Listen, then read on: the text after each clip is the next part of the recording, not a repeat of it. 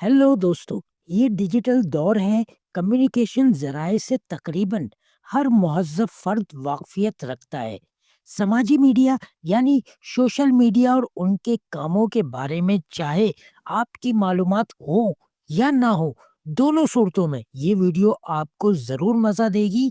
तो आज की वीडियो में जदीद इंटरनेट की दुनिया से ताज़ा ब ताज़ा मालूमात का वो ख़ज़ाना जो आपको यकीनन पसंद आएगा। मगर पहले वीडियो को लाइक और चैनल को सब्सक्राइब करना बिल्कुल ना भूलिएगा।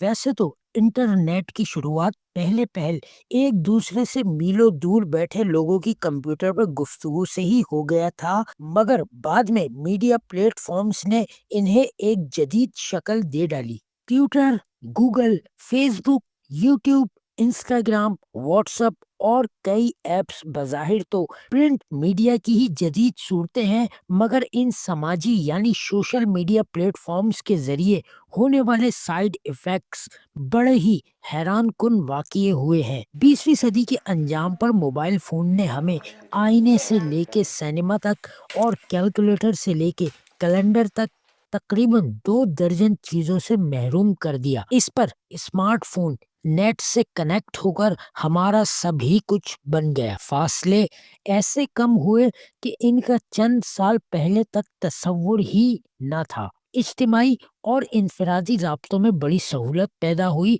तालीम से लेके मेडिकल और सफ़र से लेके हिसाब किताब तक सब कुछ आसान हो गया। मुकम्मल फ़वाइद का अहाता करना मुमकिन नहीं, मगर इसके मनफी असरात भी इंसानी फितरत पर अपना असर ज़ाहिर कर रहे हैं। इस बारे में हम आपको आखिर में बताएंगे। रिवायती मीडिया और सोशल मीडिया प्लेटफॉर्म्स में एक बुनियादी फ़र्क ये है कि रिवायती मीडिया आपको एक मखसूस चीज़ दिखाएगा, जबकि सोशल मीडिया आपको वो कुछ दिखाएगा जो आप देखना चाहते हैं। ये प्लेटफॉर्म्स एल्गोरिदम की मदद से आपकी पसंद नापसंद गैस करते हैं और अंदाज़ा लगाते हैं कि आपकी तरजीहात क्या है, जबकि इंटरनेट पर लोड मवाद इतना है कि अगर कोई मुसलसल भी इसे देखता रहे तो 5000 साल तक देखने के बाद भी ये ख़त्म नहीं होगा। मेटावर्स को सोशल मीडिया नेटवर्क्स का मुस्तकबिल कहा जाता है। अभी ये अपनी इब्तदाई शक्ल में है। मेटावर्स एक ऐसी मसनूई दुनिया, वर्चुअल वर्ल्ड को कहते हैं, जहां आपका कार्टून करेक्टर आपकी नुमाइंदगी करता है।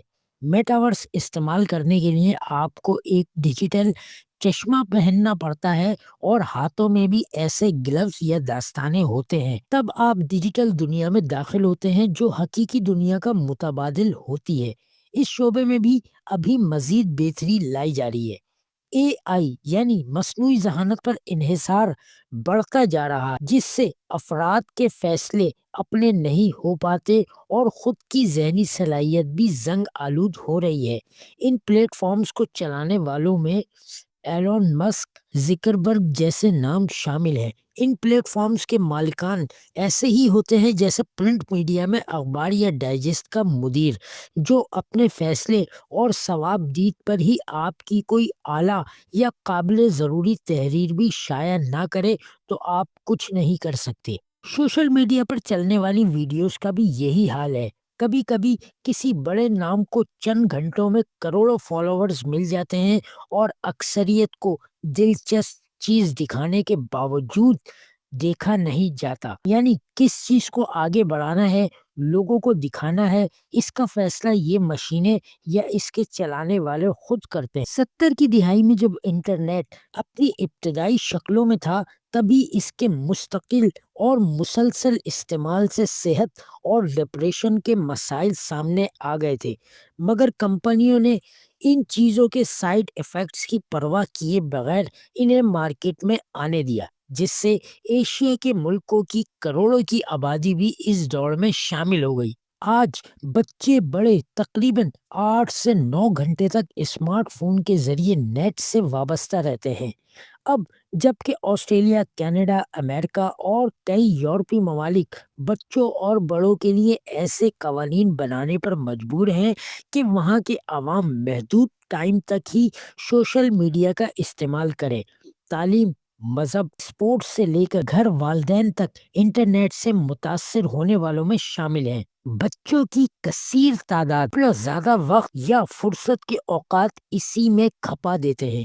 پچھلی صدی تک بچے اپنے برے کاموں پر شرمندہ اور شرمسار ہوتے تھے، آج فخر سے اسے محفوظ کر دیا جاتا ہے اور انٹرنیٹ پر ڈال کر شیئر بھی کیا جاتا ہے۔ الغرض انٹرنیٹ اور سوشل میڈیا کے استعمال میں اعتدال اور درست استعمال کے لیے اب ہمیں ضروری اصول بنانے پڑیں گے۔ تو دوستو، اس ویڈیو میں اتنا ہی، ملتے ہیں ایک نئی ویڈیو میں نئے ٹاپک کے ساتھ۔